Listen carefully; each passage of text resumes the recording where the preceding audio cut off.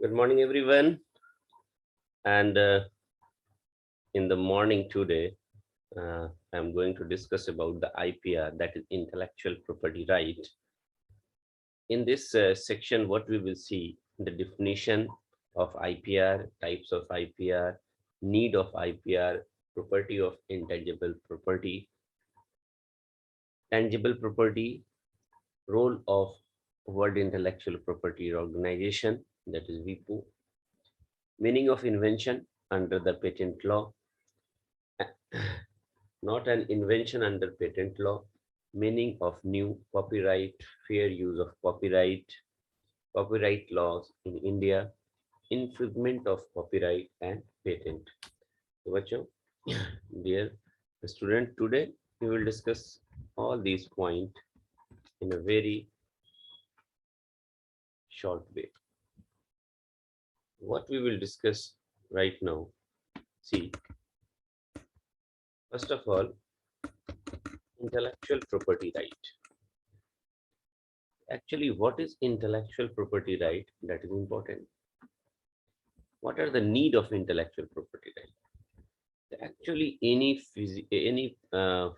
substance, any property is of two types. One is physical property, and another is non-physical properties.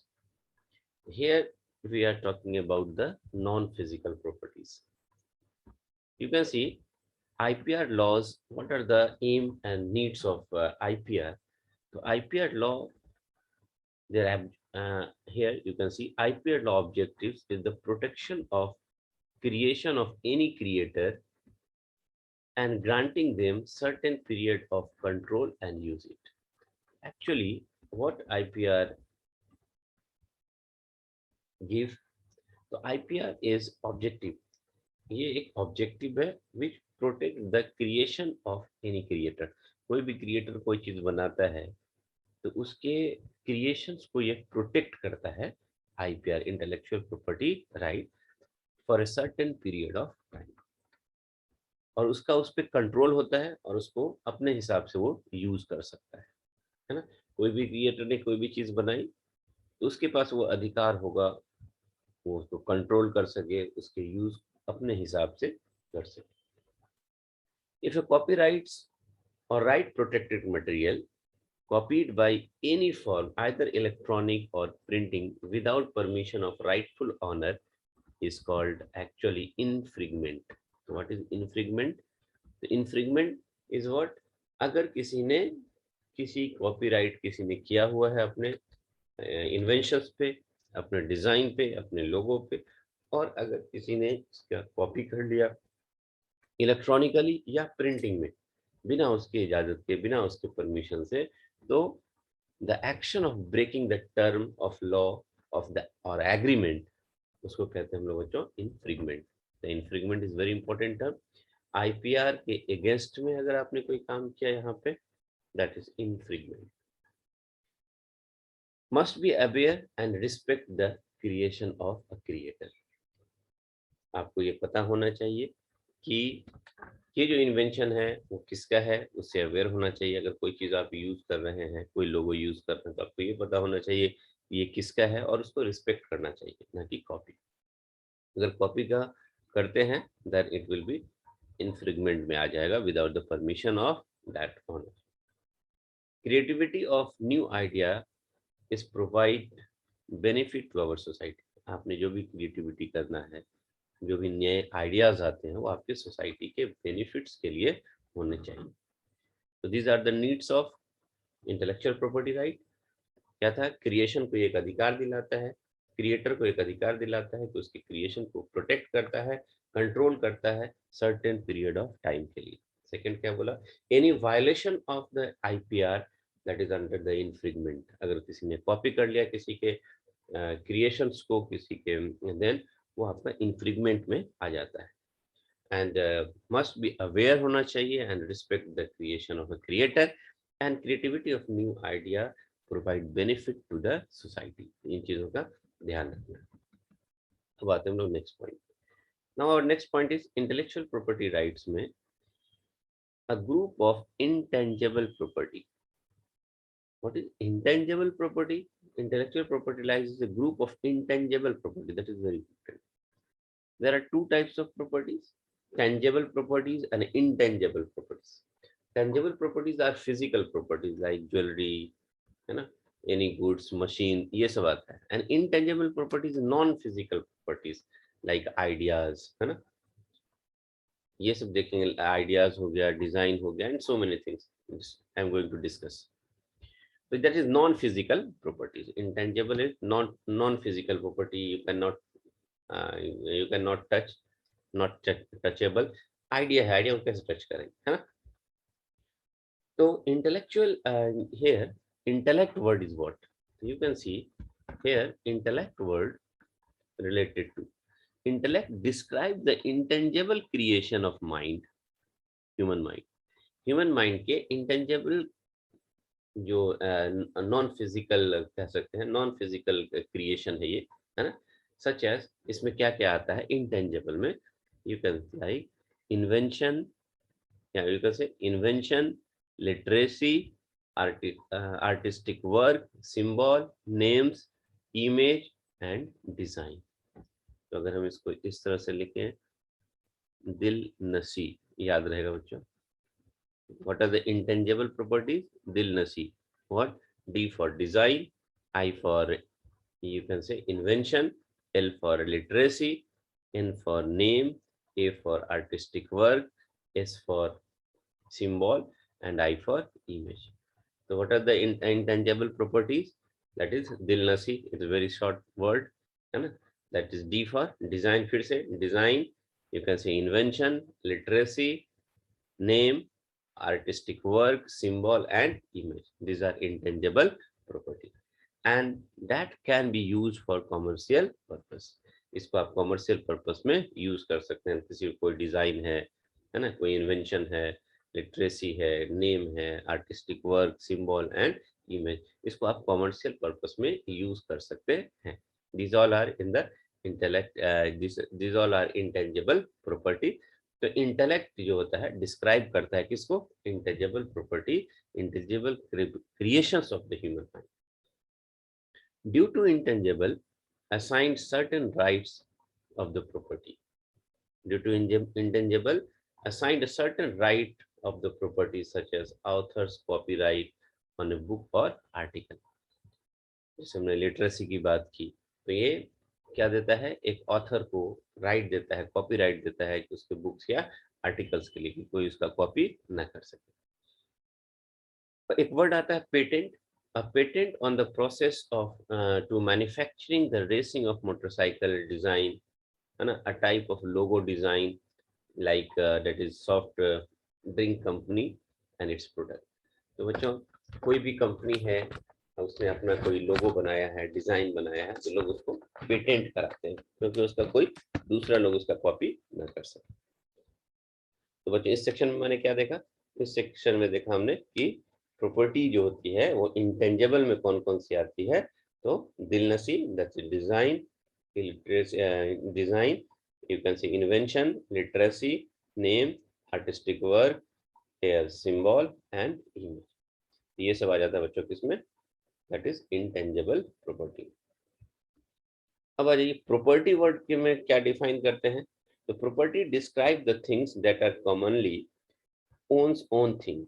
आपका अपना जो thing है उसकी बात करते हैं. आपने जो उसको प्रोड्यूस किया, आपका जो अपना थिंग होगा, वंस ओन्स थिंग, एक आदमी का खुद का जो चीज होगा वो उसकी प्रॉपर्टी में आएगी. ये property a right of ownership, a right of ownership with that property. और उस प्रॉपर्टी का क्या होगा? ये ऑनर होगा, है ना, अपने सामान का, अपनी जो थिंग्स है उसका. वन कैन बाय और सेल दैट प्रॉपर्टी. पहली बात कि वंस ओन थिंग होना चाहिए, आदमी के खुद का होना चाहिए, उस पर खुद का ओनरशिप होना चाहिए, वह उसको बाय कर सकता है और सेल कर सकता है.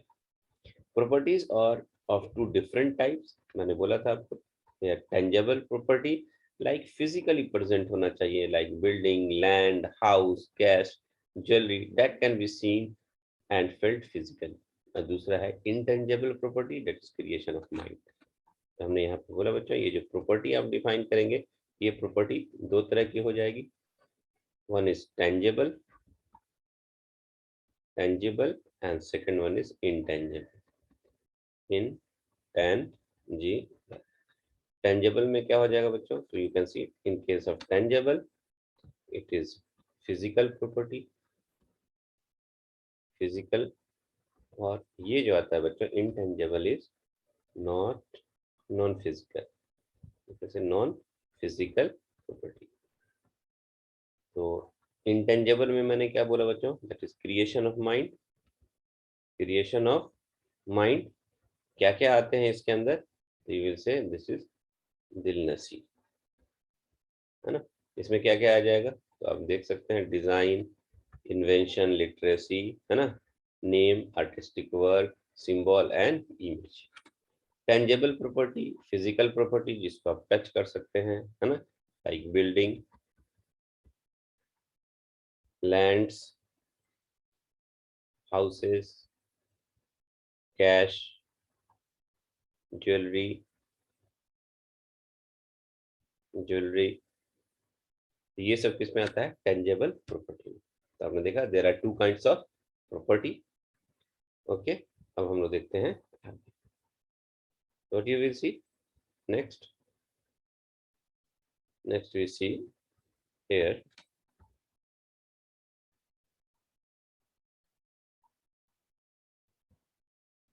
now I'm going to say about rights.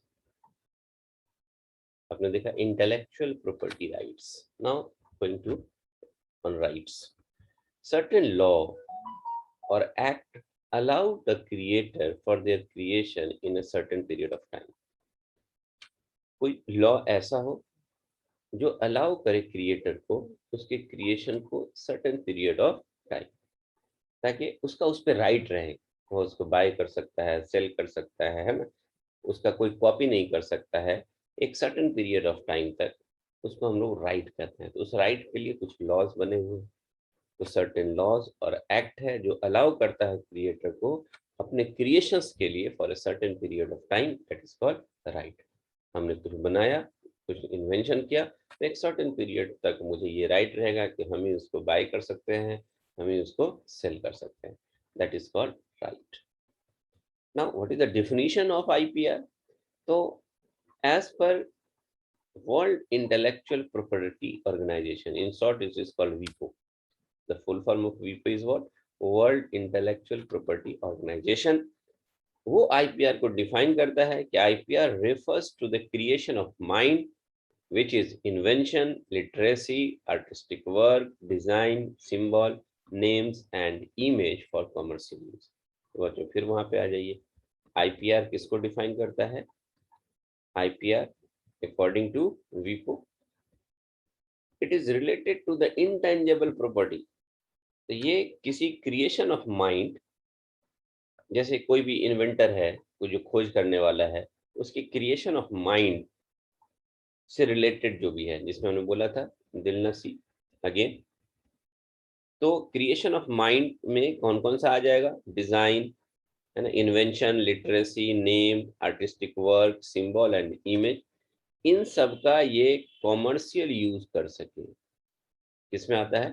IPR. So what is IPR? IPR refers to creation of mind, which is what?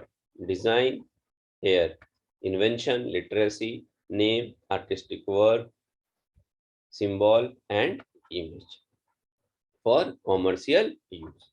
तो मस्ट रिमेंबर बच्चों, ये क्रिएशन ऑफ माइंड से रिलेटेड है ये, जिसमें ये सारी चीजें आती है. दिलनसी जो शॉर्ट में हमने बताया, और इसका ये कॉमर्शियल यूज कर सकते हैं. Now come to the next point. Our next point is here significance of IPR in modern era. What are the significance of IPR in modern era?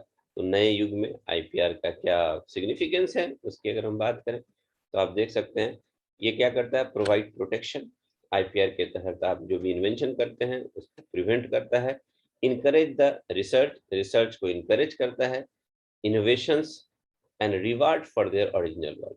जिसने उसको खोज किया, जिसने उसको रिसर्च किया, उसको इनकरेज करता है ना, और उनके इनोवेशन और उसको रिवार्ड दिलाता है उसके वर्क के लिए। लोग उसको उसके नाम से जानते हैं, उसका वो खुद कमर्शियल यूज कर सकते हैं। नहीं तो आप कोई बनाएंगे उसका कॉपी करके दूसरा फायदा उठाएगा, है ना। तो आपके अपने क्रिएशंस को एक प्रोटेक्शन देता है कौन? आईपीआर देता है। उसके बाद IPR, without IPR creators and inventors would not be benefited for his public her new ideas and the investment made for that work would never be compensated। बच्चों अगर आपने आईपीआर के अंदर आपका इन्वेंशन नहीं है तो क्रिएटर को वो बेनिफिट्स नहीं मिलता है, उसके आइडियाज के बारे में, उसके इन्वेंशंस के बारे में उसको बेनिफिट नहीं मिलता है, उसको कंपनसेशन नहीं मिलता है उसके लिए। नेक्स्ट आते हैं बच्चों, it represent the ownership and an exclusive right to use, manufacture, reproduce, promote unique creation or ideas like other form of property। बच्चों जिस तरह से आप फिजिकल प्रॉपर्टी पे अपना राइट रखते हैं घर पे, हाउस पे, ज्वेलरी पे, उसी तरह से आईपीआर जो है वो एक्सक्लूसिव राइट देता है किसको? इन्वेंटर को, उसके मैन्युफैक्चरिंग के लिए, उसको प्रमोट करने के लिए, उसके यूनिक आइडियाज को, like other form of property, जैसे अदर फॉर्म ऑफ प्रॉपर्टीज होती है इसी तरह से ये एक राइट प्रोवाइड करता है एक नॉन फिजिकल और इंटेंजिबल प्रॉपर्टी को, उस पे उसका मैन्युफैक्चरिंग कर सकते हैं। मान लीजिए कोई मशीन बनाया तो उसका मैन्युफैक्चरिंग कर सके, है ना, उसको प्रमोट कर सकते ये सब चीजें जो आती है इसके अंदर आईपीआर उसको एक प्रोवाइड कराता है। Now next point is IPR is a type of assets that can be owned, sold and exchanged। बच्चों ये वेरी वेरी इंपॉर्टेंट है। आईपीआर एक तरह का एसेट है।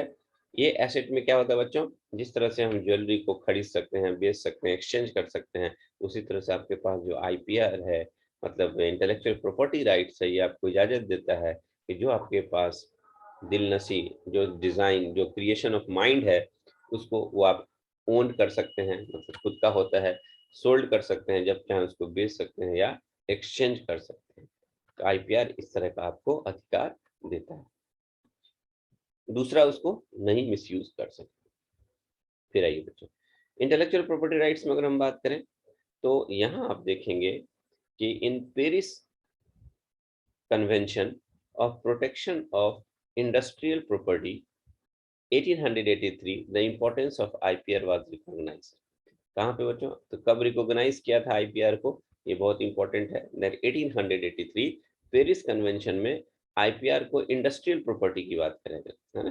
तो इन Paris convention for the protection of industrial property, industry को protect करने के लिए वहां पे पहली बार ये रिकॉग्नाइज किया गया आईपीआर को इन 1883। इन बर्नी convection, protection of literacy property and artistic work in 1886 and the importance of IPR was recognized। तो इंडस्ट्रियल प्रॉपर्टी को याद रखिएगा, इंडस्ट्रियल प्रॉपर्टी को के लिए जो कब रिकॉग्नाइज किया, 1883 1883। और बर्नर कन्वेक्शन में किसके लिए किया गया था बच्चों, that is literacy of you can say, हाँ that is here you can say literary property and artistic work को कब रिकॉग्नाइज मिला, that is 1886। that is very important। next is world intellectual property organization WIPO administrate करता है both the treaties, दोनों treaties को क्या करता है वो एडमिनिस्ट्रेट करता है। ये दोनों किसके अंदर आता है, दैट इज WIPO के अंदर आता है। IPR have the assume a significant importance since the signing of agreement on the trade related intellectual property, that is trade related intellectual property under the World Trade Organization, and significant importance of IPR assume India has been member of World Trade Center in 1900 since 1995। यहाँ पे हमने क्या बोला बच्चों, ध्यान देखिएगा, IPR assume the significant importance since sign, जैसे IPR क्या क्या चीज पे ध्यान रखता है, तो signing of the agreement on the trade related intellectual property trip under the world trade organization के अंदर जो ट्रिप होता है उसके साइनिंग एग्रीमेंट इन सब चीजों पे ध्यान रखता है, सिग्निफिकेंट इंपॉर्टेंस है इसका। इंडिया जो है वर्ल्ड ट्रेड सेंटर का WTO का जो मेंबर बना, कब से बना हुआ है, दैट इज 1995 1995 ईस्वी से जो इंडिया है that is a member of world trade organization. And now the here WIPO, that is World Intellectual, WIPO is World Intellectual Property Organization. तो what is the role of WIPO in IPR? IPR में ये कैसे, क्या role है WIPO की, उसकी अगर हम बात करें तो बच्चों देख सकते हैं WIPO was established by the convention assigned in Scotland on July 14, 1967। कब किया गया था, याद रखिएगा 14 जुलाई 1967। Convention establishing the world intellectual property organization, तो जुलाई 14 जुलाई 1967 किसके लिए बैठा था ये कन्वेंशन? दैट इज WIPO के लिए, वर्ल्ड इंटेलेक्चुअल प्रॉपर्टी ऑर्गेनाइजेशन। और उसके बाद वहां जब डिस्कशन हुआ तो WIPO सबसे पहले जो फोर्स में आया दैट इज 1970 ईस्वी में WIPO कन्वेंशन जो हुआ फोर्स में आ गया, एक्शन में आ गया। कब से? 1970 ईस्वी से। It is dedicated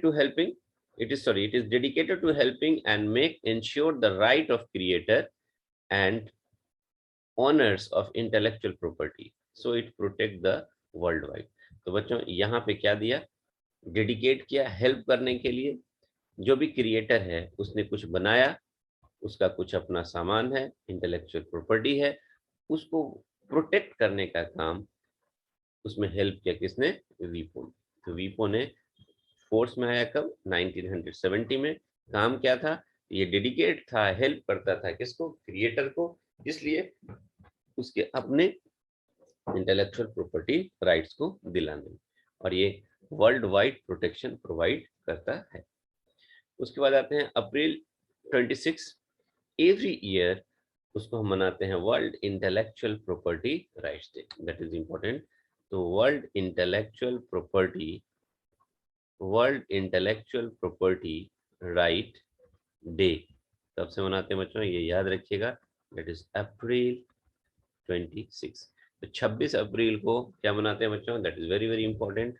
ये क्वेश्चन आपसे पूछे जा सकते हैं कि what is world intellectual property right day? That is April 26। Every year on April 26 we celebrate World Intellectual Property Rights Day for promoting the role of IPR, encouragement of innovation and creativity। इस दिन हम लोग क्या करते हैं? तो actually इसको इसलिए मनाया जाता है क्योंकि हम चाहते हैं हम लोग कि IPR को इनकरेज किया जाए। इन्वेंटर्स और क्रिएटिविटी जो कर रहे हैं, इन्वेंटर जो इन्वेंशन कर रहे हैं, क्रिएटर जो क्रिएटिविटी कर रहे हैं, उसको प्रोटेक्ट करने के लिए जो IPR लाया गया उसको हम लोग प्रमोट करते हैं। किसको? IPR को प्रमोट करते हैं, इंकरेज करते हैं। That is on every year 26 अप्रैल। और उसको हम लोग किस नाम से मनाते हैं? World intellectual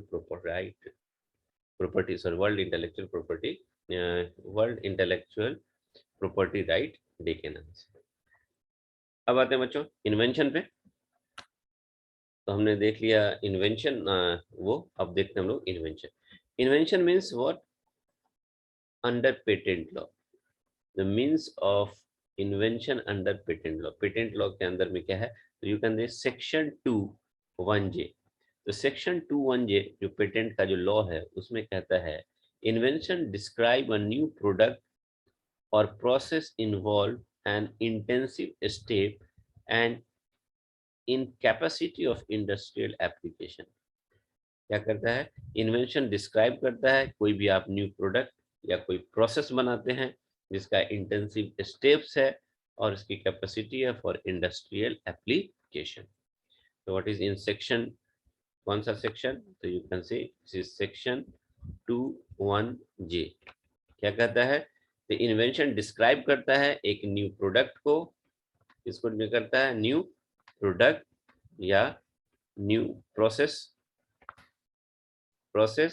involved in an intensive steps and in capacity of industrial application। कोई भी नया प्रोडक्ट, कोई भी नया प्रोसेस जिसका इंटेंसिव स्टेप्स हो और उसकी कैपेसिटी को यूज करते हैं किसमें? इंडस्ट्रियल एप्लीकेशन में, है ना। What is not invention? Invention क्या नहीं है? According to section 3 the patent act 1970, 1970 के पेटेंट एक्ट में सेक्शन 3 में बोलता है कि कौन सा पेटेंट के अंदर नहीं आता है। तो इसमें उन्होंने कहा कि frivolous inventions not having any serious purpose, कोई अगर सीरियस पर्पस नहीं है तो उसको हम इन्वेंशन नहीं रिकॉग्नाइज करेंगे। Inventions contrary to the new established natural law, that is transcend source beyond the above range of normal and physical human experiences। तो ये कह रहा है inventor contrary to the new established natural law, that is transcend source and beyond or above the range of normal or physical human experience। अगर beyond the physical human experience के है तो उसको हम लोग इन्वेंशन में कंसिडर नहीं करते। तो बच्चों आपको क्या करना है कि जो ह्यूमन वेलफेयर के लिए है हम लोग उसी की बात करते हैं। यहाँ पे देखेंगे बच्चों types of IPR according to वीपो, वीपो के अनुसार world intellectual property organization, intellectual property को हम दो तरह से डिवाइड करते हैं, एक होता है इंडस्ट्रियल प्रॉपर्टी और दूसरा कॉपीराइट। तो वीपो इंटेलेक्चुअल प्रॉपर्टी राइट को दो पार्ट में यहाँ पे डिवाइड किया बच्चों, बहुत इंपॉर्टेंट है। वीपो के हिसाब से जो इंटेलेक्चुअल प्रॉपर्टी है वो दो तरह से डिवाइड किया गया है, किसमें, number one is industrial property and दूसरा इज कॉपीराइट। तो वीपो में क्या दो बातों का ध्यान रखेंगे, that is industrial property and copyright. Industrial property क्या डिस्क्राइब करता है, that is patent of invention, कोई इन्वेंटर इन्वेंट किया है तो उसको पेटेंट कराना, उसका ट्रेडमार्क, उसको ट्रेडमार्क कराना। Industrial design and geographical indication, that is GI. समझो क्या क्या आता है इंडस्ट्रियल प्रॉपर्टी में। वीपो ने क्या कहा, इंटेलेक्चुअल प्रॉपर्टी को, इंटेलेक्चुअल प्रॉपर्टीज को वीपो ने दो पार्ट में बांटा, कौन कौन सा, एक हो गया है इंडस्ट्रियल प्रॉपर्टी और दूसरा हो गया कॉपीराइट, है ना। वीपो ने इसको दो तरह से बांट दिया, है ना, इंटेलेक्चुअल प्रॉपर्टी आईपी, कौन से में, आईपी को एक इंडस्ट्रियल प्रॉपर्टी में, है ना, और एक कॉपीराइट। इंडस्ट्रियल प्रॉपर्टी में क्या आ जाएगा, patent of invention, trademark, industrial design and geographical indication. आप कह सकते हैं कौन कौन सा था, patent of invention, trademark, industrial design, geographical indication, है ना। तो आप शॉर्ट में लिख दीजिएगा पीजीआईटी, है ना, that is patent, geographical indication, I for industrial design and T for trade ना। अब इसे शॉर्ट फॉर्म में बना दी जो भी आपको याद है, पीजीआईटी, है ना। तो ये आ जाता है किसके अंदर, इंडस्ट्रियल प्रॉपर्टी के अंदर। अब एक एक करके थोड़ा आगे देखें, इन्वेंशन मीन्स क्या होता है, तो आपने बोला यहाँ पे इन्वेंशन के बारे में हमने बोला कि अंदर पेटेंट लॉ आता है ना। सेक्शन 21J के अनुसार इन्वेंशन डिस्क्राइब करता है न्यू प्रोडक्ट प्रोसेस को, है ना, जो इंटेंसिव स्टेप होता है एंड कैपेसिटी होता है फॉर इंडस्ट्रियल एप्लीकेशन। इसमें क्या क्या नहीं आते हैं, तो आप देख सकते हैं सेक्शन 3 1970 पेटेंट लॉ जो है कह रहा है कि frivolous invention not having any serious purpose, अगर कोई सीरियस पर्पस नहीं है तो हम लोग उसको इन्वेंशन में नहीं मानेंगे, इसको हमने कहा फ्रीवोलस इन्वेंशन। और दूसरा है invention contrary to the new establishment of natural law, that is transient source and beyond and above the range of normal और फिजिकल एक्सपीरियंस, उसको हम इन्वेंशन में कंसिडर नहीं करते। थोड़ा सा और आगे देखें, व्हाट इज नॉट इन्वेंशन, तो कॉमर्शियल एक्सप्लॉइटेशन और प्राइमरी यूज ऑफ इन्वेंशन, है ना। अगर कॉमर्शियली किसी चीज का एक्सप्लॉइट हो रहा है तो उसको हम इन्वेंशन में नहीं कंसिडर करेंगे, like which is contrary to the public order और morality, opposite in nature and direction. तो ऐसा इन्वेंशंस जो कि कॉन्ट्ररी है पब्लिक के लिए, है ना, और नेचर के अपोजिट है, तो उसको हम इन्वेंशन में कंसिडर नहीं करते। which causes the serious prejudice to the health of the human and the animal plant life and to the environment। तो ऐसा इन्वेंशंस जो कि हार्मफुल है ह्यूमन के लिए, एनिमल के लिए, प्लांट के लिए, तो उसको हम इन्वेंशन में कंसिडर नहीं करेंगे, है ना। merely discovery of scientific principle, formulation of abstract theory, discovery of living things and discovery of non living things which has occurred in nature। Simple सी बात जान लीजिए, इन्वेंशन में क्या क्या कंसीडर नहीं करेंगे, तो कहेंगे एक्सप्लॉइटेशन हो, कमर्शियल एक्सप्लॉइटेशन हो, प्राइमरी यूज ऑफ इन्वेंशन, तो इन्वेंशन का जो प्राइमरी यूज है, और अगर वो कॉमर्शियल एक्सप्लॉइटेशन कर रहा है, अपोजिट टू द नेचर है, opposite to the human health है, अपोजिट टू द एनिमल है, अपोजिट टू द प्लांट है, उसको हम लोग इन्वेंशन में कंसीडर नहीं करते हैं। तो दैट इज वेरी इंपॉर्टेंट। आगे अगर देखें, what is not a mathematical invention, what is not a invention, इसमें अगर हम बात कर ले यहाँ पे, तो आप देख सकते हैं जैसे कोई मैथमेटिकल मॉडल है, बिजनेस मेथड है, प्रेजेंटेशन ऑफ इंफॉर्मेशन है, एंड टोपोग्राफिक इंटीग्रेटेड सर्किट है। तो बच्चों ये इन्वेंशन में नहीं आता क्या? जैसे कोई मैथमेटिकल मॉडल आ गया, बिजनेस का मेथड हो गया, तो आप इसको पेटेंट नहीं कर सकते, है ना, क्योंकि ये कमर्शियल यूज होगा, यहाँ पे लोग इसको करेंगे, लोगों के लिए है। तो आप देख सकते हैं मैथमेटिकल मॉडल, है ना, बिजनेस मॉडल, है ना, प्रेजेंटेशन ऑफ इंफॉर्मेशन, किसी इंफॉर्मेशन को आप कैसे प्रेजेंट करते हैं, एंड टोपोग्राफिक इंटीग्रेटेड सर्किट। तो आप देख सकते हैं MBPT, है ना, ये आप कर सकते हैं PTM, पेरेंट टीचर्स मीटिंग, और उसमें B लगा दीजिए, है ना। क्या क्या चीज इसमें नहीं आएगा? P for presentation of information, T for topography of integrated circuit, M for mathematical model, and B for business method. तो P फिर से आइए, P for presentation of information, T for topography of integrated circuit, M for mathematical model, and B for business method. ये आपका invention में नहीं आता है। Invention falling under the section 21 of Atomic Energy Act 1962. Invention falling under the section which, किसके अंदर में आता है इन्वेंशन? तो कह सकते हैं section 21 of atomic energy in 1962।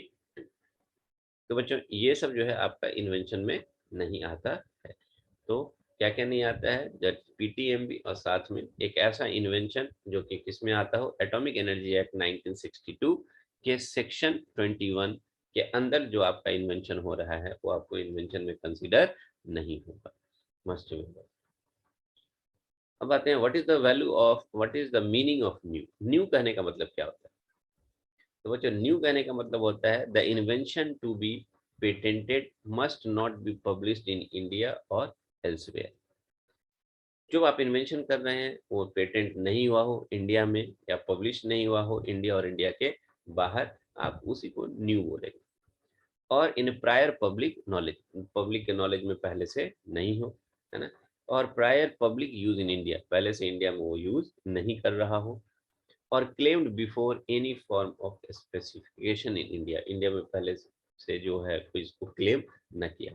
तो बच्चों न्यू कब कहेंगे? तो न्यू का मतलब बिल्कुल न्यू, न पब्लिक यूज कर रहा हो, न पब्लिक को इसके बारे में कुछ नॉलेज हो, है ना, या किसी ने इस पर क्लेम नहीं किया हो, पब्लिश नहीं किया हो, पेटेंट नहीं किया हो, then it is called new. तब उसको हम लोग न्यू के अंदर लाएंगे।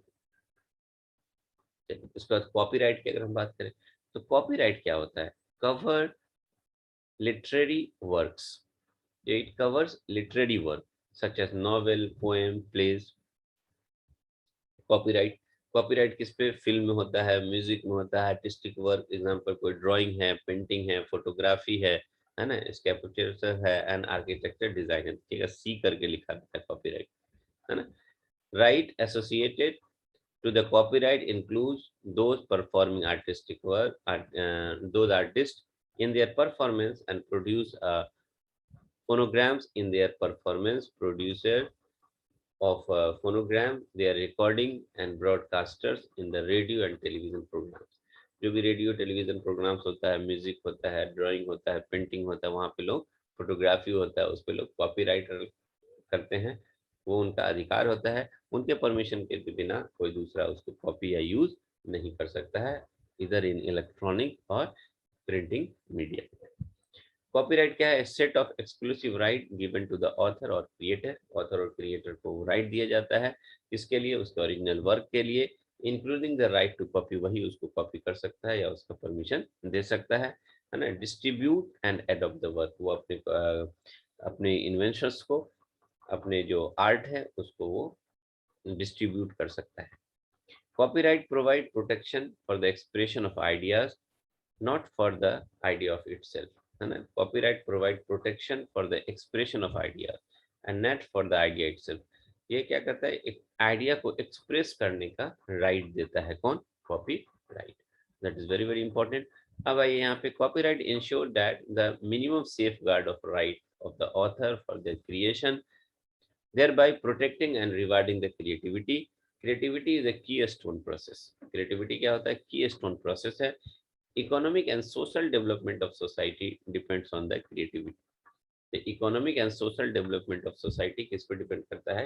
Creativity पे. Economic and social development of society is dependent on creativity. Creativity पे आपका economic और social conditions depend करते हैं.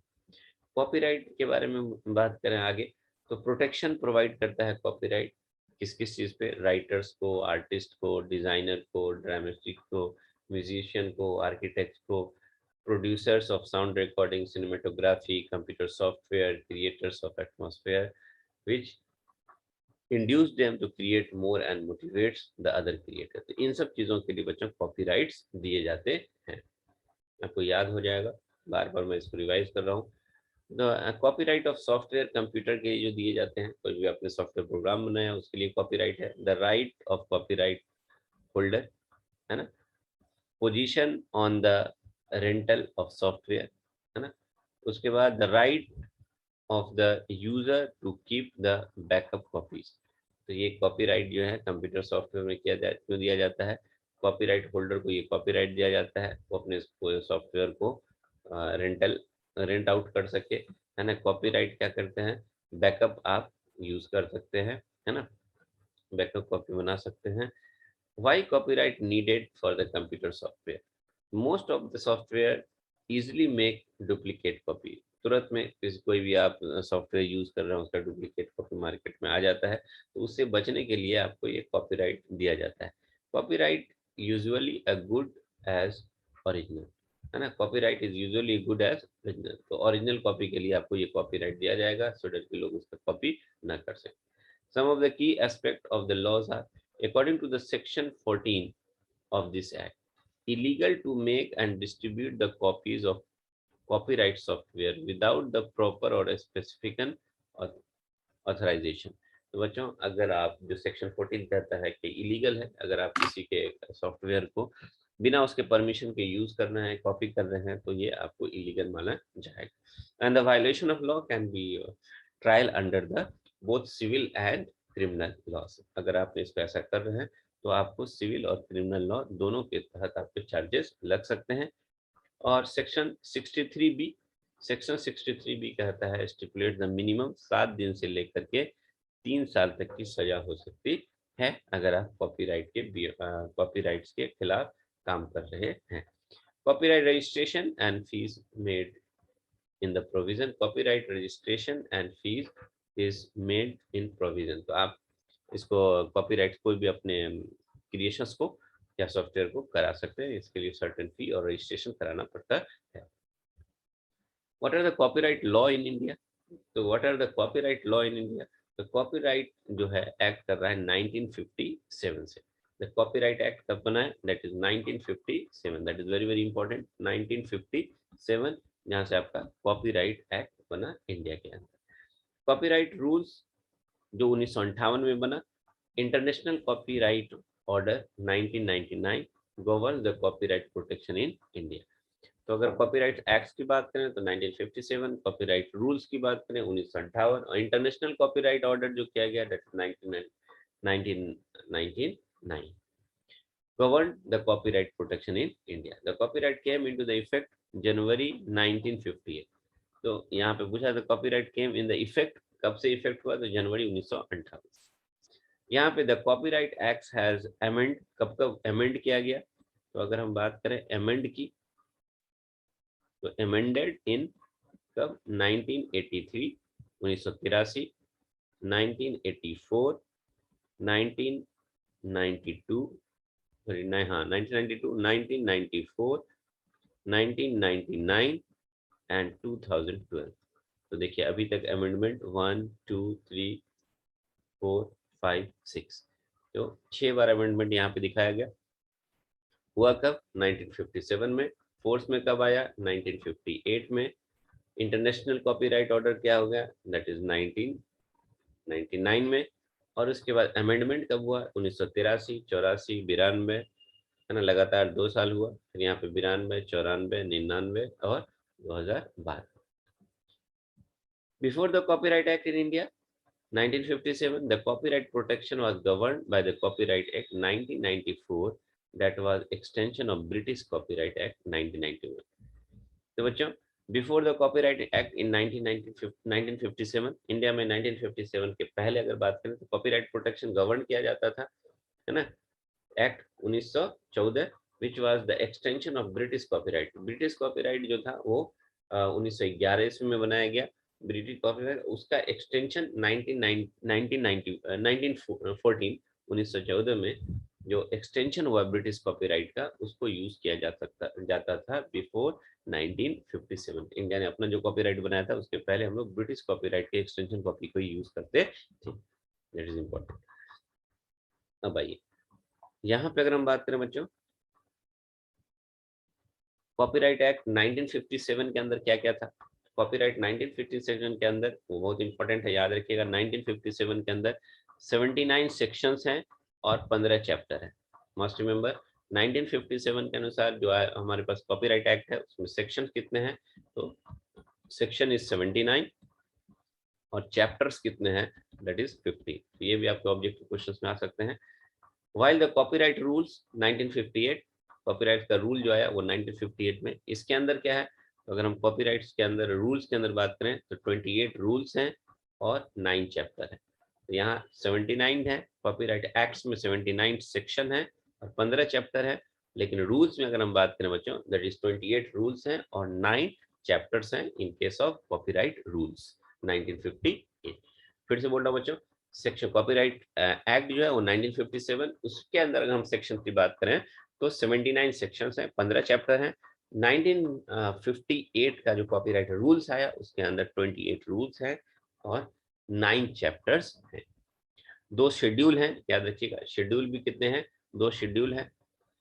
तो फिर से मैं बोल रहा हूँ, यहाँ पे 1957 में कॉपीराइट एक्ट आया, इसके अंदर 79 से आपका सेक्शन है और 15 चैप्टर्स हैं।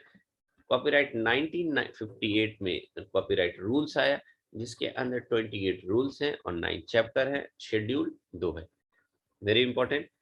Honours of copyright, author will be the first owner of the copyright in literary, dramatic और आर्टिस्टिक वर्क, है ना। लिटरेरी, ड्रामेटिक और आर्टिस्टिक वर्क में कहा था ऑथर जो होता है तो first owner, that will be the owner of copyright.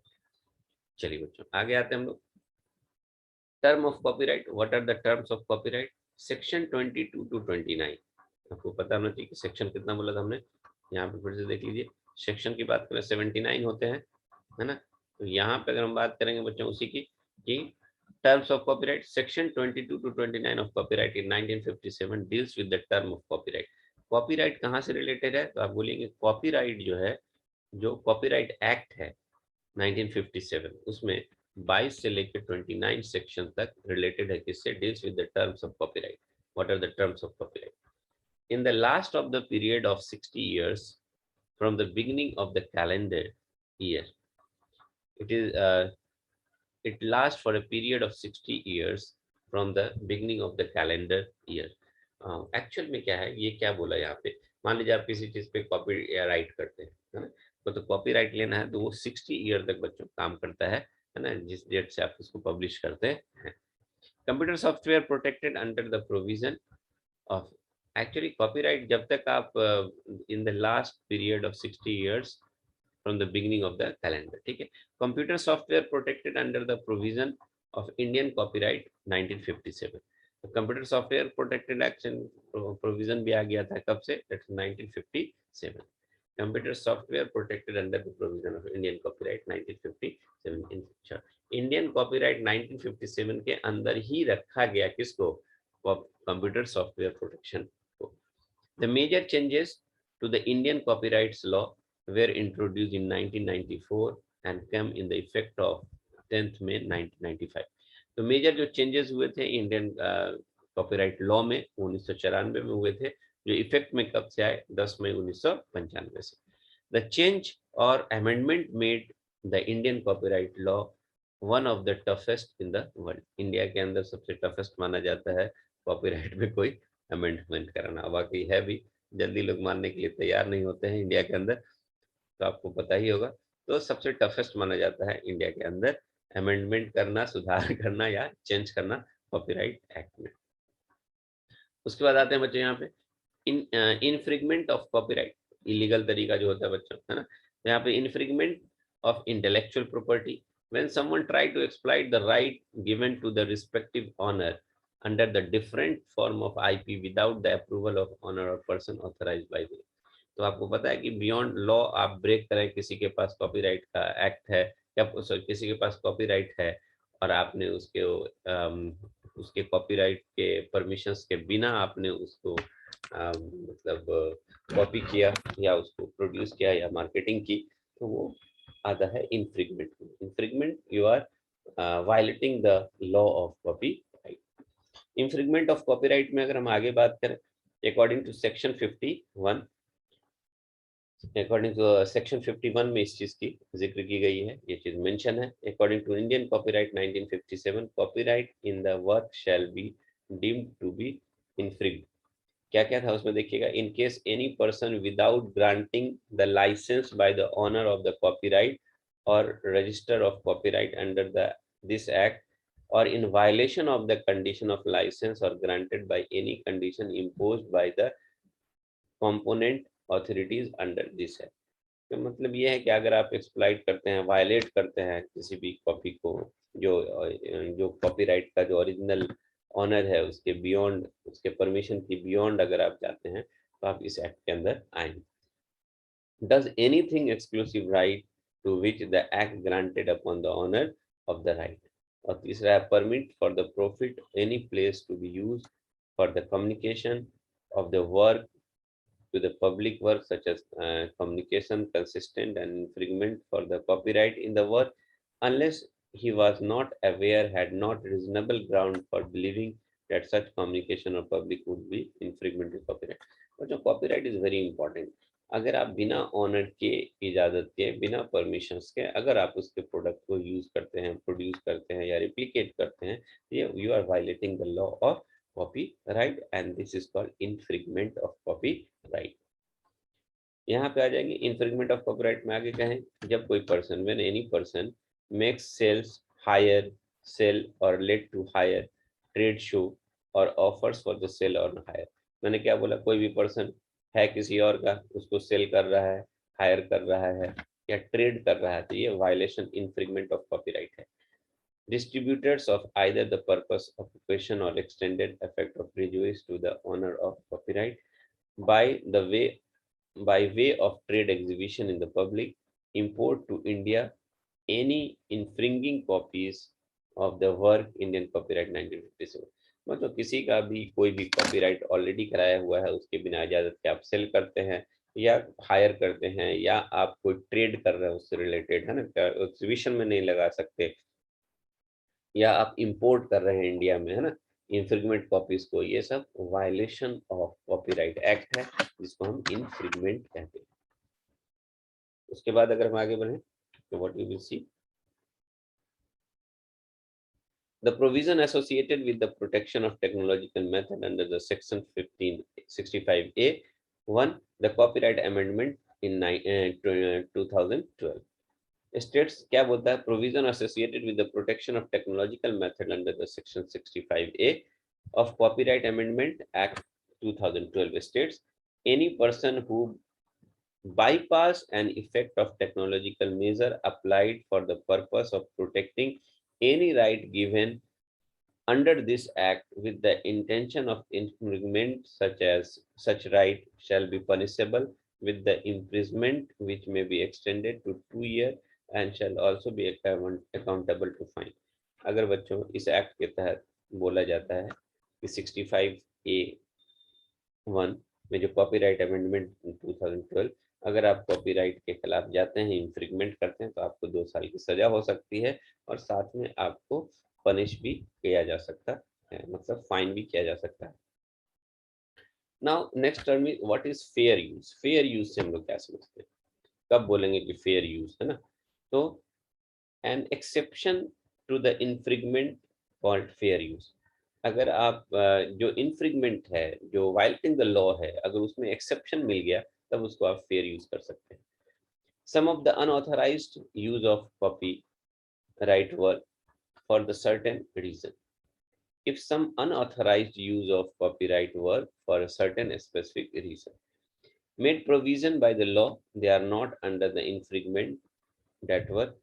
Infringement वाले में अगर जो भी चीज नहीं आती है उसका fair use कह सकते हैं। Such unauthorized use is designated fair use or fair dealing, ठीक है। That is आहूजा 2015 में बोला गया क्या कि fair use क्या होगा, unauthorized use designated as a fair, और जैसे unauthorized used है, such unauthorized use is designated as fair use for dealing, Ahuja that is 2015। Symbol of copyright is, मतलब ये सिंपल सी वर्ड में मैं आपको समझा रहा हूँ। व्हाट इज फेयर यूज, जो भी इन्फ्रिगमेंट ऑफ कॉपीराइट में जो भी चीजें हैं उसके बाहर की बात करें, अगर उसमें वायलेशन ऑफ रूल्स नहीं हो रहा है वैसे सब्सटेंस का आप फेयर यूज कर सकते हैं, है ना। तो वायलेशंस ऑफ याद रखना है, कॉपीराइट नहीं। Fair use in India, provision of fair use for fair dealing in India in section 52 under the Copyright Act 1957, which are you can say library services. According to section 52, a fair dealing with literary, dramatic, musical or artistic work not being computed program for the purpose of private use, including research or criticism or review, where the hard work of any other work is fair. Criticism or review where the work or any other work is fair use. फिर से मैं पढ़ता हूँ, देखिएगा। According to the section 52(1), a fair dealing with the literary, dramatic, musical, artistic work not being computed program, ये computed programme नहीं होना चाहिए। For the purpose of private use के लिए आप, है ना, इंक्लूडिंग रिसर्च में आप कर सकते हैं, क्रिटिसिज्म या रिव्यू करने के लिए आप इसको यूज कर सकते हैं। लेकिन यहाँ पे भी बच्चों आपको याद रखना होगा, रेफरेंस का नाम देना पड़ता है। अगर you are doing the research के अंदर बहुत सारे आपको रेफरेंस लिखने पड़ते हैं जहाँ से आप कोई चीजों को कॉपी कर रहे होते हैं। Reproduction of literary, dramatic, music, artistic work by a teacher or a pupil of course instruction, fair use, Indian Copyright 1957. Reproduction in newspaper, magazine, and other periodically and periodical of an article on the current economic and political, social, religious topics, unless the author, such as the article, has expressly reserved him the right of such reproduction, Indian Copyright 1957। उसके बाद बच्चों अगर हम बात करें आगे, patent की बात करें, तो पेटेंट क्या होता है बच्चों, ध्यान से देखेंगे।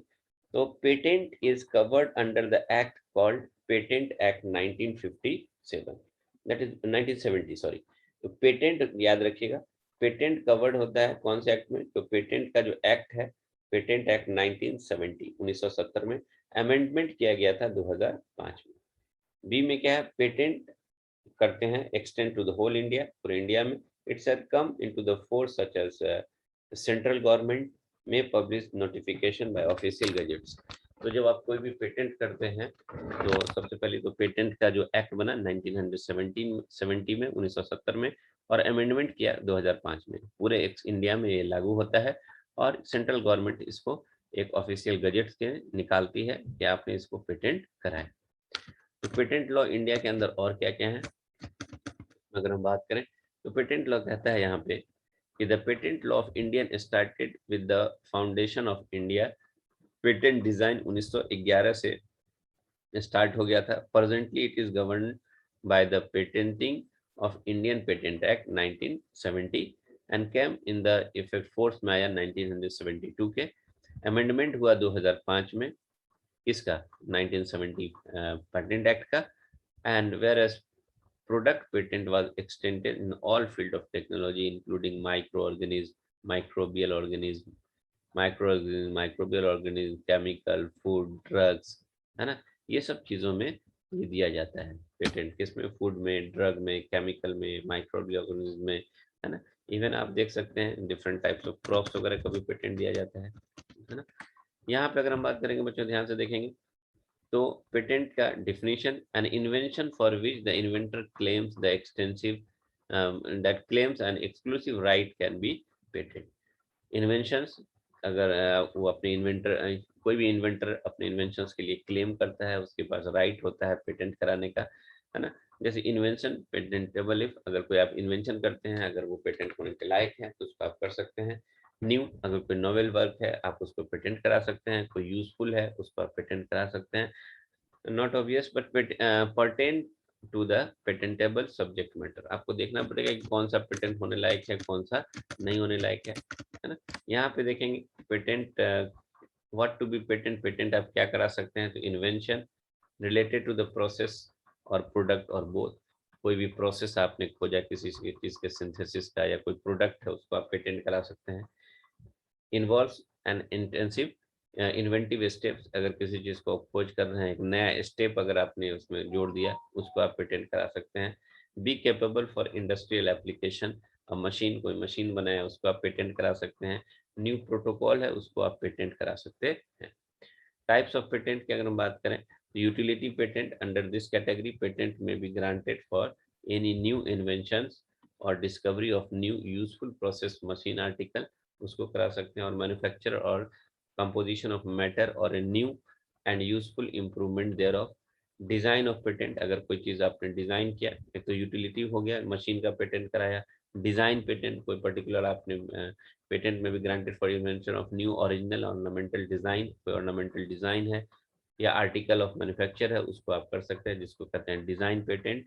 Utility patent, plant patent, that is this patent may be granted for invention or discovery of new distinct or new variety of plant।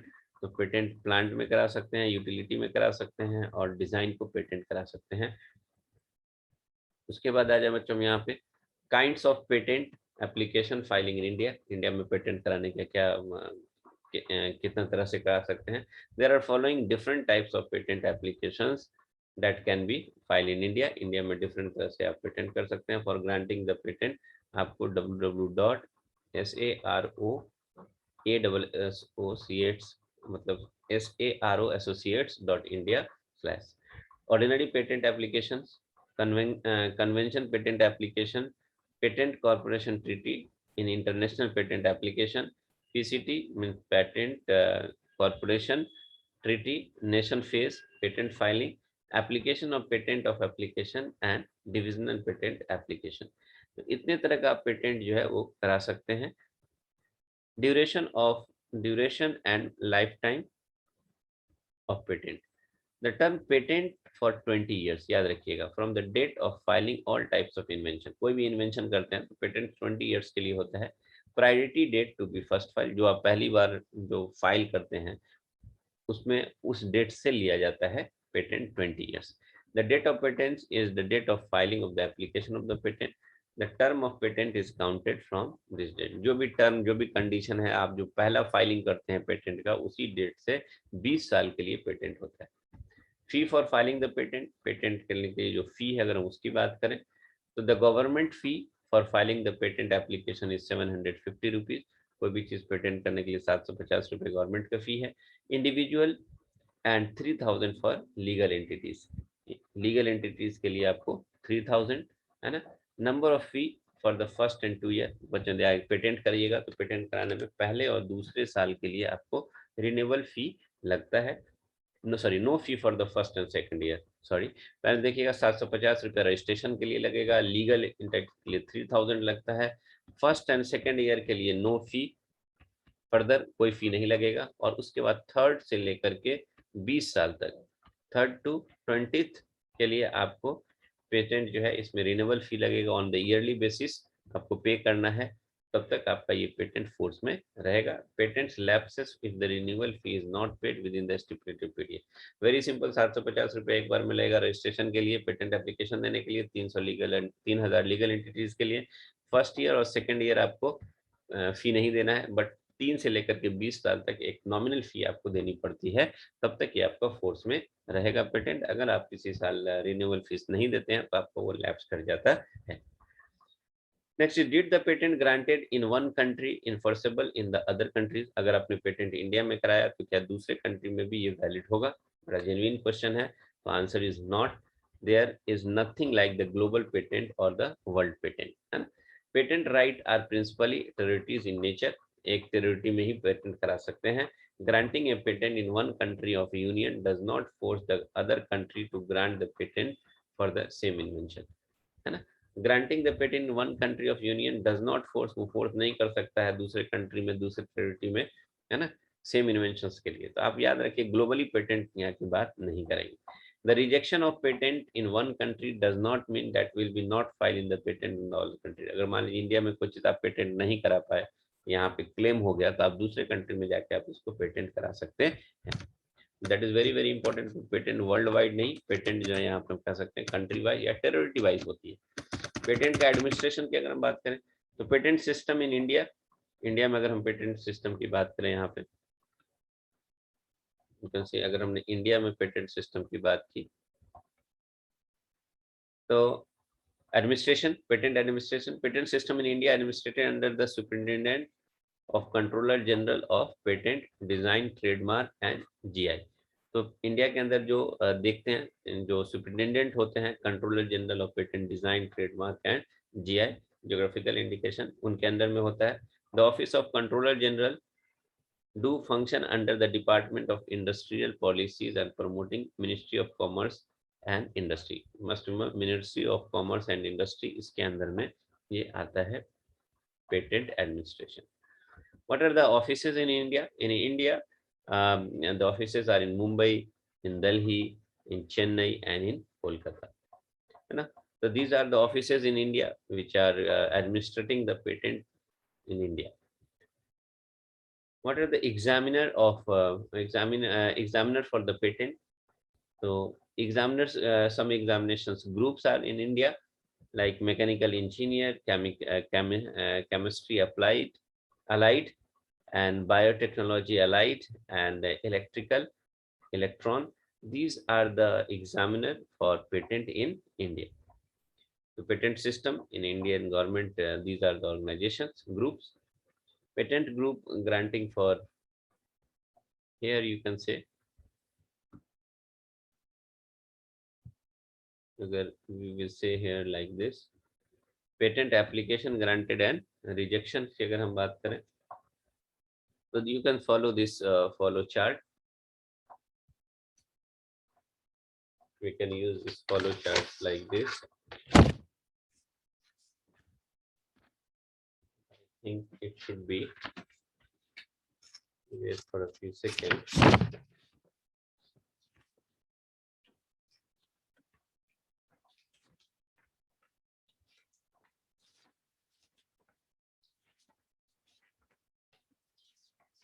बच्चों आगे हम लोग,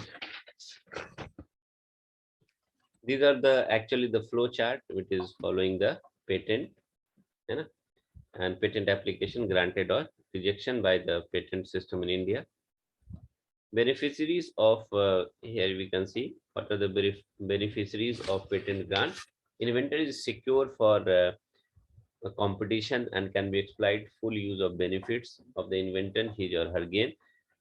For the public, invention become public, for the public the invention become public knowledge, उसमें ला सकते हैं patent कराने के बाद. The technology is freely available after expiry of patent and cheaper and better product become available.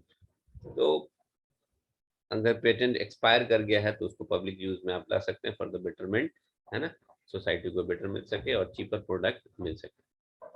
अब आते हैं बच्चों ट्रेडमार्क पे. It is covered under the act called trademark act 1999. तो ट्रेडमार्क एक्ट कब बना? That is 1999. The act come into the effect on the September 15 2013. तो 15 सितंबर 2013 में इफेक्ट में आया.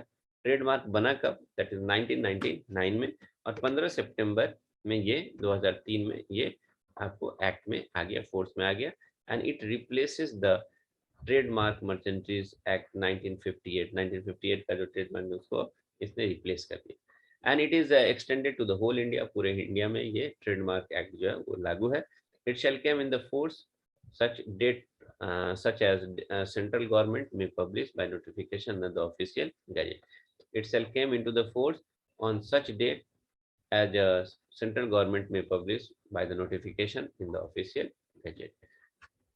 तो ट्रेडमार्क के बारे में और अगर हम बात करें तो ट्रेडमार्क किसके लिए होता है, तो ट्रेडमार्क क्या है, एक सिंबल हो सकता है, एक लोगो, वर्ड हो सकता है, साउंड हो सकता है, कलर हो सकता है, डिजाइन हो सकता है, और other devices that is used to identify a business और द प्रोडक्ट इन कॉमर्स.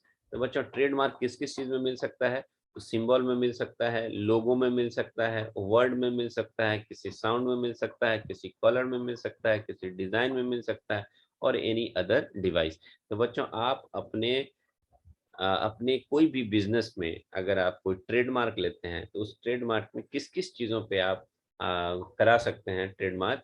तो एक पर्टिकुलर सिंबल है वो आपका ट्रेडमार्क हो सकता है, आपका कोई लोगो है वो आपका ट्रेडमार्क हो सकता है, फिर उसको लोग दूसरे यूज नहीं करेंगे, है ना. तो मान लीजिए आपने कोई बॉटल बनाया, उस बॉटल का नाम कुछ रख दिया, या फिर कोई डिवाइस बनाया उसका नाम आपने रख दिया MM, ये बड़ा हिट हो गया. अब कोई दूसरा आदमी जाकर के सेम चीज दूसरे नाम से अगर उसी नाम से अगर दूसरी जगह बना ले, तो जब तक आप ट्रेडमार्क नहीं कराएंगे तब तक वो आपका डुप्लीकेट कर सकता है. जैसे ही आपका ट्रेडमार्क हो गया तब वो यूज नहीं कर सकता है आपका नाम, आपका लोगो, है ना, आपका वर्ड, साउंड, डिवाइस. कुछ म्यूजिक है, जैसे जैसे देखते हैं आपके केबीसी का एक पर्टिकुलर साउंड होता है, वो उसका एक ट्रेडमार्क है, उस साउंड को आप दूसरी जगह बिना उसके इजाजत के नहीं यूज कर सकते हैं. डिफरेंट सिंबल्स, जैसे टीएम यूज किया जा सकता है ट्रेडमार्क के लिए. देखिएगा लिखा रहेगा intend to use the application file for the product. कोई अपनी कंपनी देखिएगा उसके ऊपर टीएम लिख देता है, मतलब उसका ट्रेडमार्क रजिस्टर्ड होता है वो सिंबल, है ना. SM intended to the use, SM कहीं कहीं एसएम लिखा रहता है, intend to use of application file for the service. अगर कोई सर्विस है, सर्विसेज दे रहे हैं, उसके ऊपर एसएम लिखा रहता है. रजिस्टर्ड ट्रेडमार्क है तो देखिएगा कभी कभी आर लिखा रहता है. मतलब आप उसके ट्रेडमार्क, उसके सिंबल, उसके लेटर, उसके वर्ड, उसके साउंड, इसको आप उसके कलर कॉम्बिनेशन को आप कॉपी नहीं कर सकते हैं. तो trademark is very very important. की फीचर क्या है, it it must be distinctive, must be commercial use, है ना. Types of trademark, service mark, collective mark and clarification mark. Trademark किस किस चीज में दिया सकता है, ट्रेडमार्क, सर्विस मार्क, है ना, collective mark and certification mark. Certification में यूज करते हैं, कलेक्टिव में ट्रेडमार्क यूज करते हैं, service and trademark as a whole. तो यहाँ पे क्या दे सकते हैं, ट्रेडमार्क्स की अगर बात करें, the function of trademark is identify the goods और सर्विस एंड इट्स ओरिजिन. क्या इस किस तरह का सर्विस है, क्या ओरिजिन है. It guarantees it is unchanged quality, इसको मतलब ये अनचेंज क्वालिटी, इसको आप चेंज नहीं कर सकते हैं. It advertise the goods and services, good और सर्विसेज को एडवर्टाइज करता है. It creates an image of the good and services.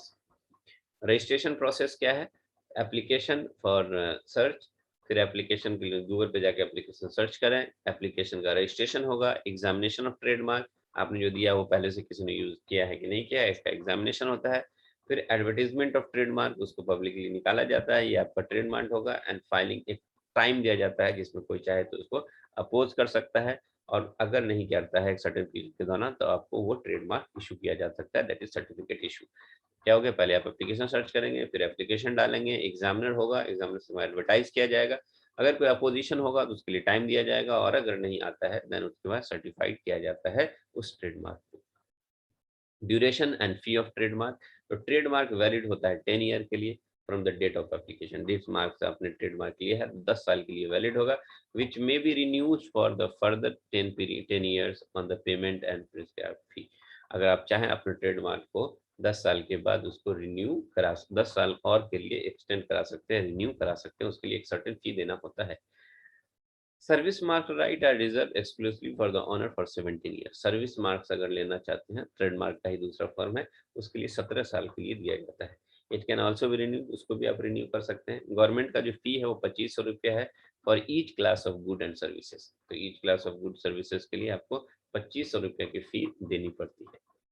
Trademark का एक्सेप्टेबिलिटी की बात करें, what are the acceptability of trademark. Trademark is the sign used or in connection with the marketing goods and services used on the goods means that may be appear not only on the good themselves but container, wrapper and goods. Trademark बहुत जगह use करते हैं, कोई भी देखिएगा, cocoa Cola की company है, अपने बॉटल पर ट्रेडमार्क यूज कर दिया है ना, सामान पे यूज कर दिया, सर्विसेज कहीं है वहां पे देखिएगा ट्रेडमार्क यूज करते हैं।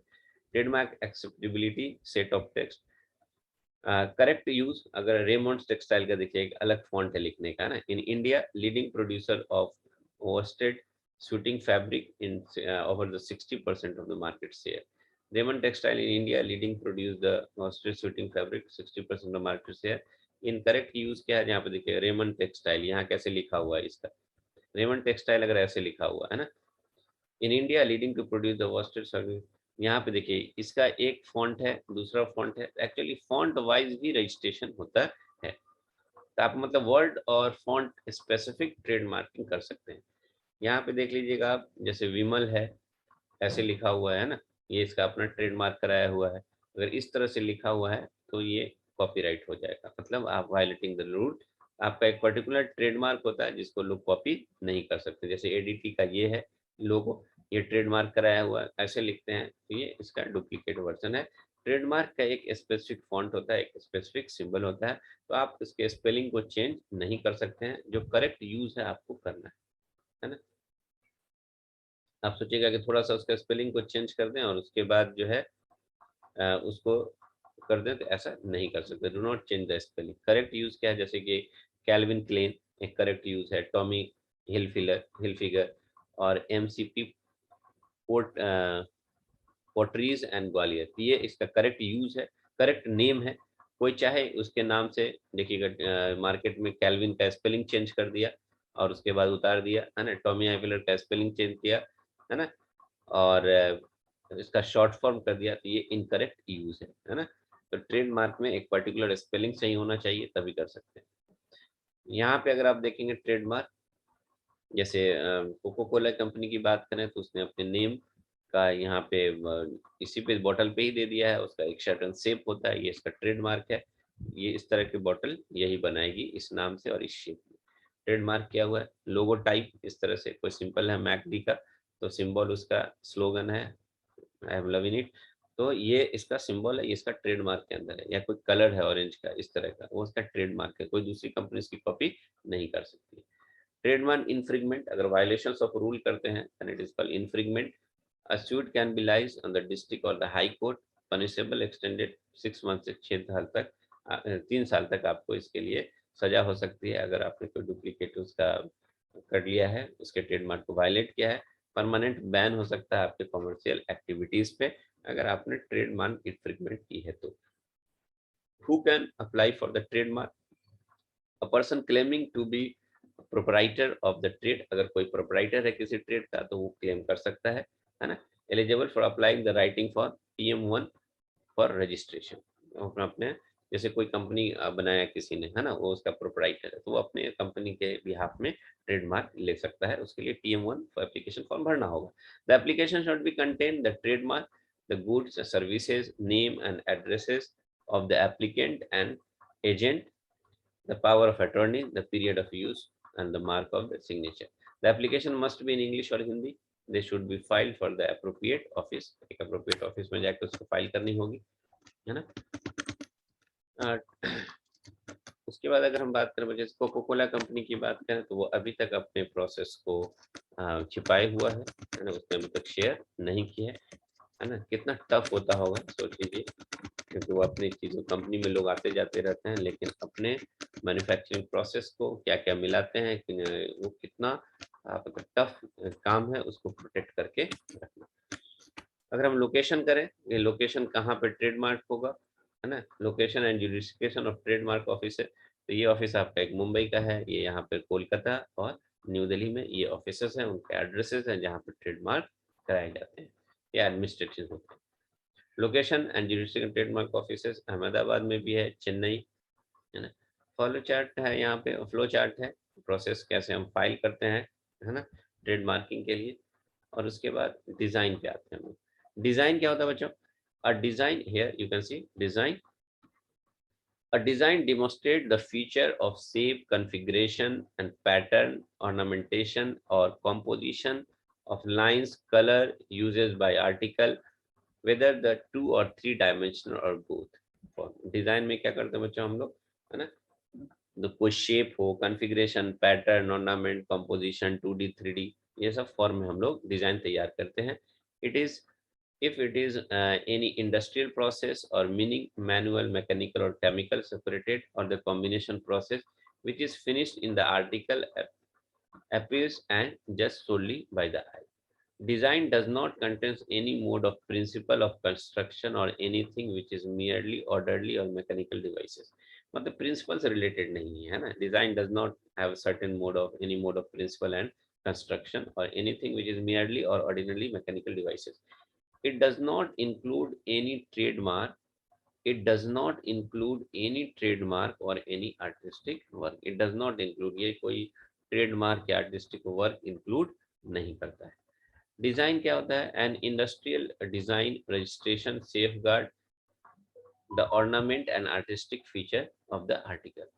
उसके बाद हम बात करें, design are made for inclusive variety of product and different industrial like handicraft, medical instrument, watches, jewellery, है ना, housewares, electrical appliances, vehicles and architecture structures. इसको बच्चों डिजाइन कर सकते हैं. डिजाइन का भी ट्रेडमार्क होता है. And industrial design is mainly aesthetic features. Design के लिए क्या क्या लॉ है इन इंडिया में? The purpose of design law to promote and protect the design element of industrial production. It encourages innovative activity in the field of industry. The Design Act 2000 and Design Rule 2001 presently govern the design law in India. The Act came into the force 25th of May 2000. The rules came into the force 11th May 2001. The purpose of Design Act to protect a new or original design created to be applied and applicable for a particular article to be manufactured by the industrial process or means. Sometimes the appearance rather than the efficiency of product influence for purchasing the article. Where we should registration of design. The registration of design is granted to the registered proprietor for the exclusive right to apply the design of the article in the class in which the design has been registered. A registered proprietor of the design is extended to protect his intellectual property right. Property can be prosecuted for the infringement. If his right is infringed to any person, proprietor can license the self-design as a legal property for a consolidated or royalty. Registration initially granted for 10 years from the date of registration, renewable or the further period for the 5 year. बच्चों देखिए, कोई भी machine बनाए, उसका design है, लोग copy कर लेंगे, तो आपको क्या करना पड़ेगा? रजिस्टर्ड करा लीजिए, ताकि रजिस्ट्रेशन कराने से क्या होगा, आपके डिजाइन का कोई कॉपी नहीं करेंगे और आप एक इंटेलेक्चुअल प्रॉपर्टी राइट के अंदर उसको ले आएंगे, तो आपका वो कोई भी उसको इन्फ्रिंगमेंट नहीं कर सकता है. इसलिए आपको रजिस्ट्रेशन कराना जरूरी होता है.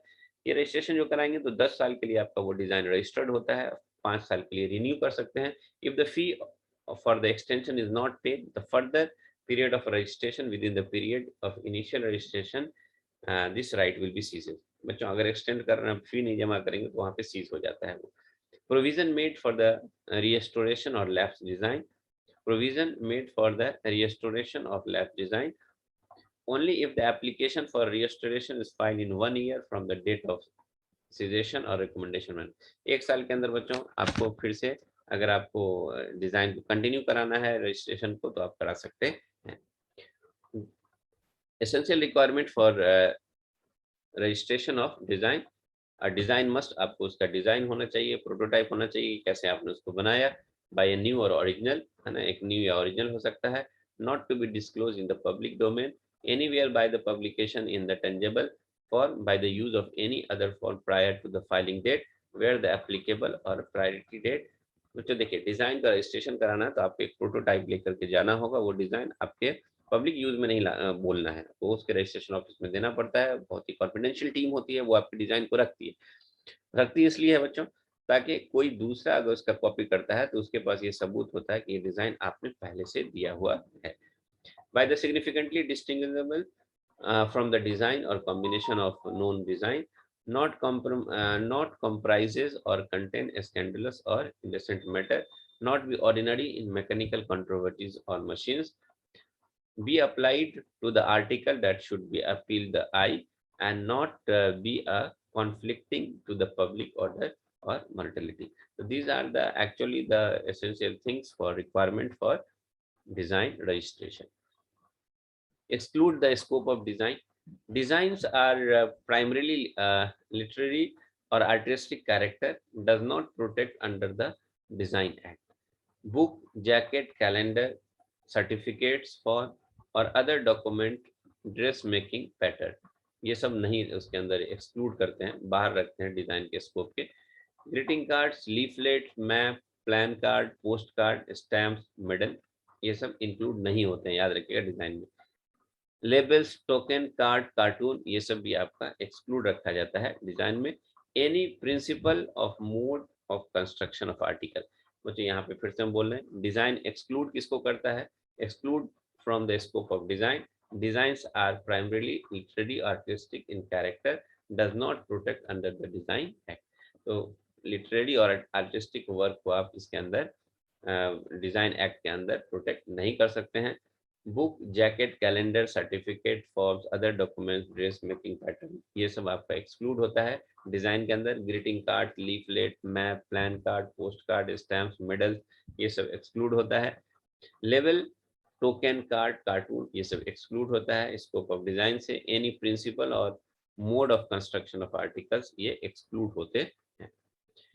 Exclude from the scope of design में बात करें, merely mechanical contrivances, building on a structure, जिसको आप नहीं उसके अंदर रख सकते। parts of article not manufactured and sold separately, variations commonly used in the trade, mere workshop and alteration of component of assembly, merely changes the size of article, flag, emblems are the signs of any country, layout, design of integrated circuit, exclude होते हैं ये सब उसके अंदर, मतलब बाहर होते हैं।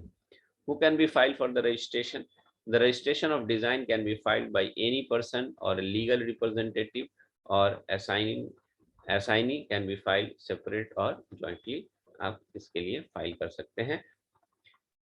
The term person means firm, partnership or anybody or corporate, ये सब फर्म जो होता है उसको पर्सन के रूप में यहाँ पे दिखाया गया, बोला गया।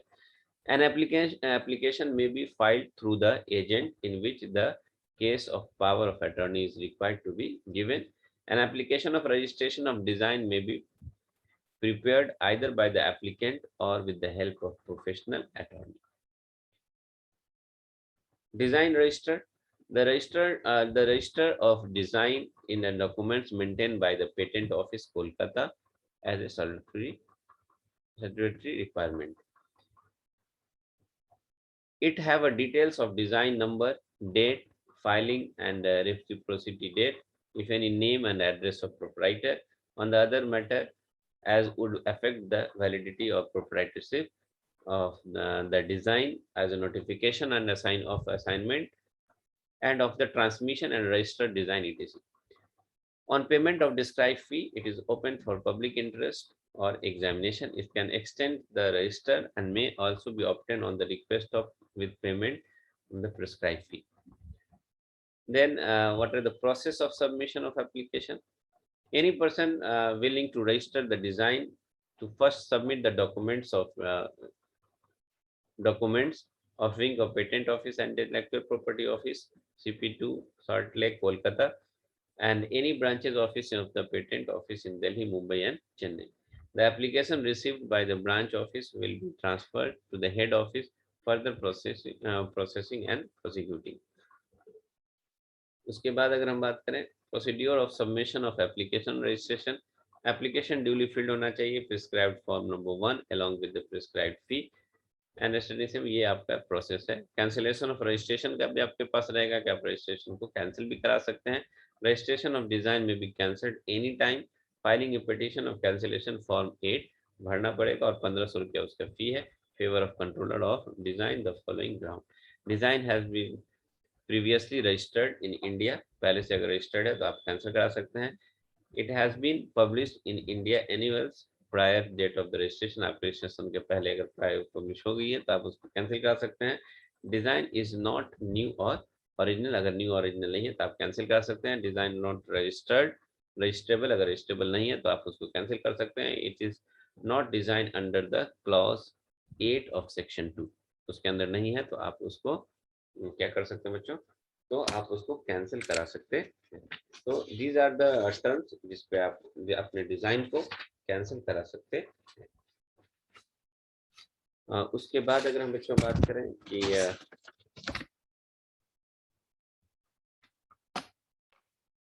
उसके बाद अगर हम कुछ और भी बात करें लाइक डिजाइन रजिस्ट्रेशन, तो आपको पता हो गया डिजाइन रजिस्ट्रेशन कोलकाता में होता है, उसके वो दूसरे ऑफिस भी हैं जैसे मुंबई एंड चेन्नई में। तो बच्चों हमने देखा यहाँ पे आज जो हमने पूरा सेक्शंस देखा वो था रिलेटेड आईपीआर, आईपीआर से रिलेटेड टर्म्स से पूरे के पूरे क्या क्या देखा हमने, एक बार इसको रिवाइज कर देते हैं बच्चों, ध्यान से देखेंगे। तो एक शॉर्ट वे में हमने कवर करने की कोशिश की है, और माई सेल्फ मुजम्मिल सिद्दीकी, और मटेरियल तैयार करने में जो बहुत बड़ा योगदान है वो है डॉक्टर विजय कुमार सर का, that is the assistant professor in ACNN AKU। Thanks to them, उन्होंने मटेरियल काफ़ी तैयार किए। और मैं एक बार फिर से इसको समराइज कर दूं, हमने देखा intellectual property rights, intellectual property rights के अंदर हमने उसके रूल्स देखे, प्रॉपर्टी को डिफाइन किया, राइट्स को डिफाइन किया, और उसके बाद हमने सिग्निफिकेंस देखा इन द मॉडर्न ईरा में क्या है उसका, एंड देन उसके बाद हमने मॉडर्न इंटेलेक्चुअल प्रॉपर्टी राइट्स के रोल्स के बारे में देखा, इन्वेंशन के बारे में, टाइप्स ऑफ आईपीआर, इन्वेंशन, है ना, what is invention, what is not invention, ये देखा हमने, कोई मीनिंग ऑफ न्यू क्या होता है, and what is copyright, and copyright computer software, copyright law in India, है ना, ये सब देखा हमने। इन्फ्रिंजमेंट ऑफ कॉपीराइट उसके बारे में देखा हमने, फिर उसका fair use in India, fair use in India, फिर पेटेंट के बारे में देखा, पेटेंट लॉ इन इंडिया हमने देखा, फिर पेटेंट कौन पेटेंट कर सकता है, what are the types of patent, kind of applications, duration of patent, fee and filing of patent, कोई पेटेंट कहाँ कहाँ वैलिड होता है वो देखा, पेटेंट का एडमिनिस्ट्रेशन ऑफिस देखा, एग्जामिनर ऑफ पेटेंट बॉडीज देखा हमने, पेटेंट ग्रांटेड और इसका registration, benefits of patent granted, trademark के बारे में डिस्कस किया, ट्रेडमार्क रजिस्ट्रेशन प्रोसेस क्या होते हैं, ट्रेडमार्क की फी क्या है, क्या एक्सेप्टेबिलिटी है, वो सब चीज़ें हमने देखा। साथ में देखा कौन ट्रेडमार्क अप्लाई कर सकता है, डिज़ाइन क्या होता है, डिज़ाइन का रजिस्ट्रेशन, है ना, क्या एक्सक्लूडेड है डिज़ाइन के अंदर में, कैसे हम रजिस्ट्रेशन करते हैं, क्या लॉज हैं, ये सारा कुछ हमने आज के सेशन में देखा। तो thank you very much, hope ये आपको काम आएगी आपके एग्जामिनेशन पॉइंट ऑफ व्यू से, जहाँ भी इंटेलेक्चुअल प्रॉपर्टी राइट्स हैं जिस भी सेक्शंस में, वेदर इन इंजीनियरिंग और कॉमर्स और मेडिकल, आईपीआर हर जगह आपको पढ़ना होता है जब भी आप रिसर्च में या कोई भी चीज़ बना रहे हैं। That is IPR is very very important for in all the field, हर एक फील्ड में आईपीआर बहुत इंपॉर्टेंट है ना, आपके सोसाइटी में भी बहुत इंपॉर्टेंट है, क्या आप कॉपी कर सकते हैं, क्या नहीं कर सकते हैं, या आप अपने प्रोडक्ट को कैसे लॉन्च करें, कैसे सेव करें, कैसे आप उसको प्रोटेक्ट करें, this is all about intellectual property right.